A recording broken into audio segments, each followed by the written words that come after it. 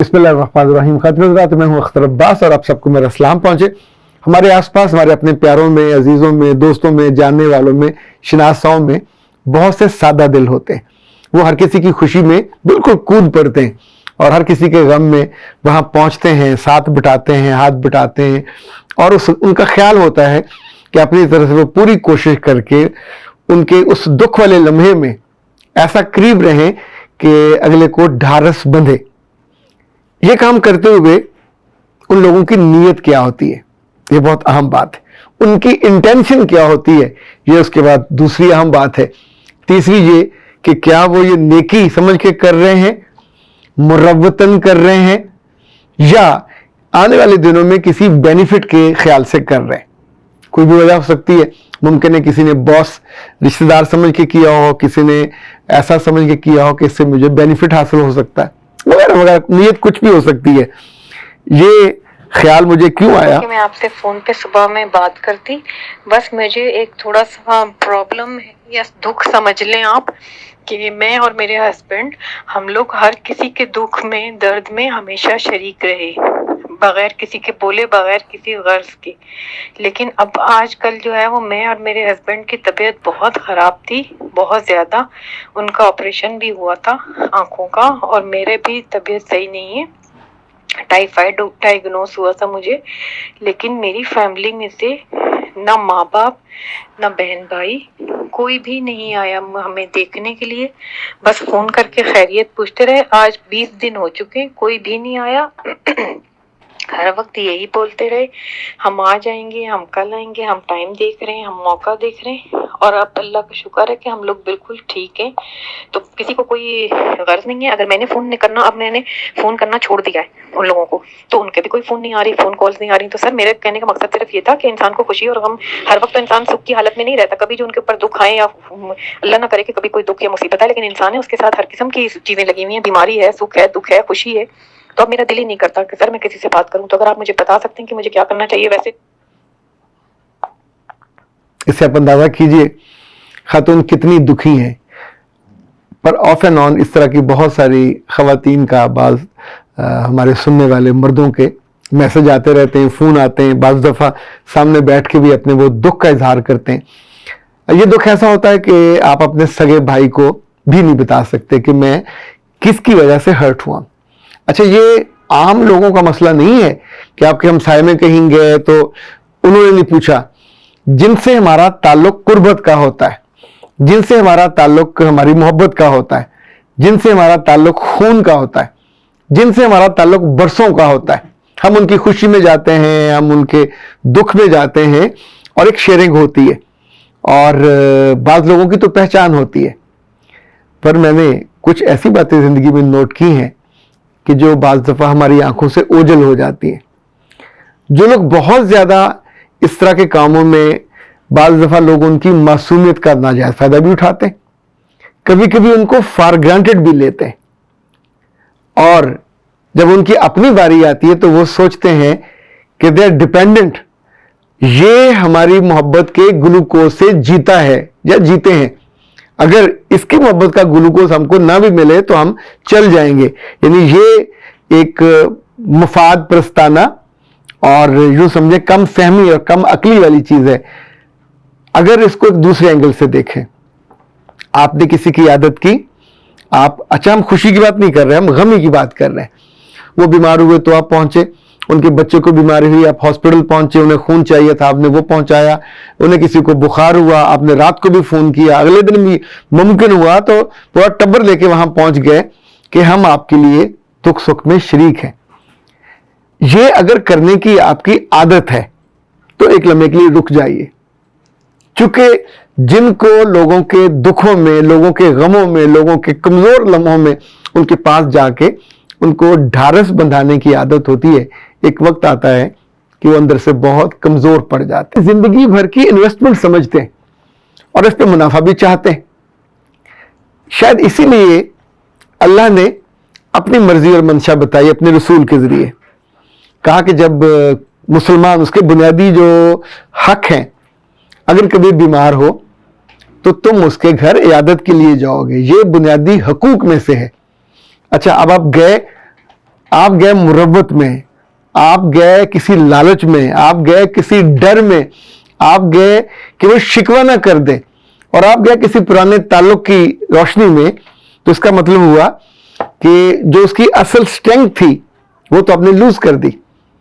اس لیے بہت کلیئرٹی کے ساتھ میں آپ سے کہنے لگا ہوں کہ اگر آپ کو یہ شوق ہے، اگر آپ کے طرز زندگی میں یہ شامل ہے، تو اس کو کیٹیگوریکلی منہ ملازے کے لیے کبھی مت کیجیے، تعلق نبھانے کے لیے کبھی مت کیجیے، ان سے اجر پانے کے لیے بھی کبھی مت کیجیے۔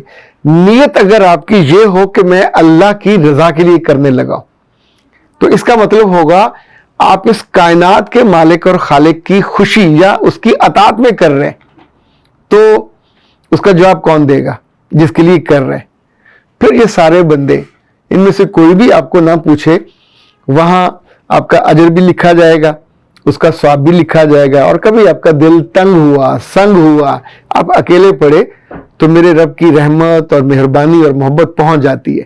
وہ کسی کے دل میں بھی الف بے جیم کے دل میں ڈالے گا، لوگ 7 سمندر پار سے بھی بھاگ کے آپ کے پاس آ جائیں گے، چونکہ اسے کسی اور نے، کسی بڑے نے کہا ہوتا ہے۔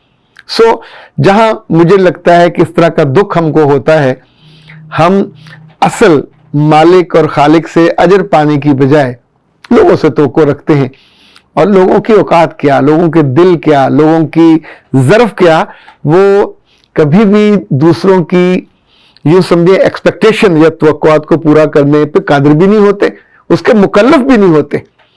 اور اگر آپ اس بنیاد پہ کہ آپ کے بہن بھائی نہیں آئے، آپ کے دوست احباب نہیں آئے، تو آپ ان سے قطع تعلق ہی نہیں کر سکتے، کیونکہ اگر تو آپ کو یہ ادلے بدلے میں سارا چاہیے تھا، غم اور خوشی میں شرکت، تو آپ بنیادی طور پہ غلط پیپر میں بیٹھ گئے۔ آپ کو یہ پیپر یا ڈگری انفیکٹ آپ کی ہے ہی نہیں ہے، اور اگر آپ نیت کی وجہ سے، حسن نیت کی وجہ سے یہ کرتے ہیں، تو پھر لوگوں کا یہ طرز عمل کبھی آپ کو دکھ نہیں دے گا۔ جب بندہ اکیلا پڑتا ہے، آنکھیں بند کرتا ہے، دل اس کا تھوڑا سا 2-4 آنسو بہائے گا، ہاتھ وہ جوڑے گا، کہے گا سر کلا ہو گیا، بہت دکھ دیا ظالم نے، بد دعا نہیں دے گا کسی اور دکھ پہنچا، تو آپ اس سے اللہ سے کمپنسیشن مانگتے ہیں کہ میں نے تو تمہارے لیے اس کا خیال رکھا، اس کے بچوں کا خیال رکھا۔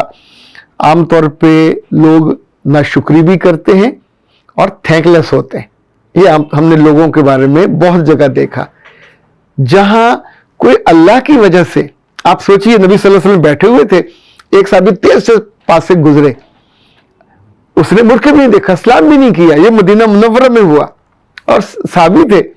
ایک دوسرے صحابی نے کہا یا رسول اللہ مجھے یہ بہت اچھا لگتا ہے، تو آپ نے کہا کیوں؟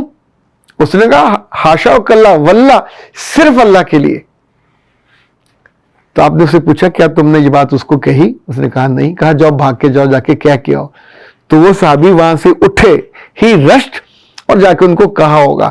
آپ سوچئے کہ یہ طرز عمل اور یہ واقعہ اللہ کے رسول نے پوری امت کو سکھانے کے لیے کہ جو بھی تعلق بنے، خوشی کا بنے، دکھ کا بنے، آسانی کا بنے، مشکل کا بنے، وہ اللہ کے لیے ہونا چاہیے۔ خوشی بھی اللہ کے لیے، سکھ میں دکھ میں شرکت بھی اللہ کے لیے، چونکہ انفیکٹ ہم آنسریبل بھی اسی کو ہیں، اور اس کا انعام انسان انعام نہیں دے سکتے، انسان بدلہ نہیں دے سکتے۔ انسان عام طور پہ بھلا دیں گے، یا اگر کچھ دیں گے بھی تو آپ کہو گے جی میری تو اتنی ایکسپیکٹیشن تھی، یہ یہاں پہ رہا، تو بھی آپ کا دل تنگ ہوتا ہے۔ اس لیے میرا ماننا تو یہ ہے، اور آپ اس بات کو مان لیں گے تو آنے والے دنوں میں اپنے آپ کو آسودہ کر لیں گے۔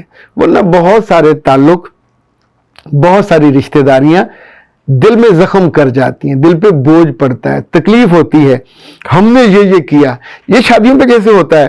ہم نے تو 5,000 روپیہ دیا تھا، یہ اپنی دفعہ 3,000 دے گئے، حالانکہ وہ دے کے گئے، لیکن آپ کمپیریزن کر رہے ہیں اپنے سے۔ میں تو جا کے بیماری کی عادت میں وہاں رات کو رہا تھا، میں نے تو خون بھی دیا تھا، میں نے تو پیسے بھی دیے تھے۔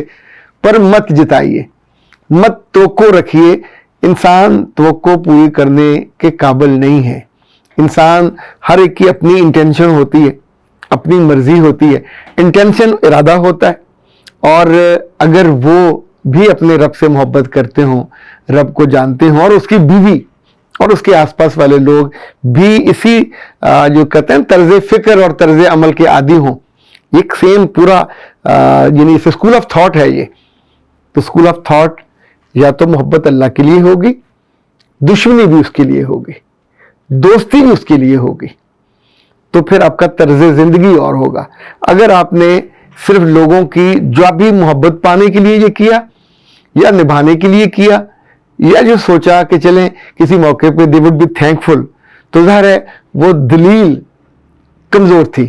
وہ جس سڑک پہ آپ چڑھے وہ موٹر وے نہیں تھی, وہ جی ٹی روڈ بھی نہیں تھی, وہ کچی تھی, چکڑ والی, اور اگلے بندے کو ذرا دقت ہوئی تو ظاہر سے سوچا کہ نہیں میں اب فون کرنے سے حد فون کر لیں گے, جا کے پوچھنا, پھل لے کے جانا, تحفہ دینا, کنسرن دکھانا, اس کے لیے بڑا دل چاہیے ہوتا ہے, بڑا ظرف چاہیے ہوتا ہے. اور لوگوں کی چھوٹی چھوٹی مصروفیات عام طور پر ان کو دل کو بھی کھا جاتی ہیں, ظرف کو بھی کھا جاتی ہیں, محبت کو بھی کھا جاتی ہیں, چونکہ صرف لوگ اپنے لیے, اپنی ذات کے اور اپنے فائدے کے گرد گھوم رہے ہوتے ہیں.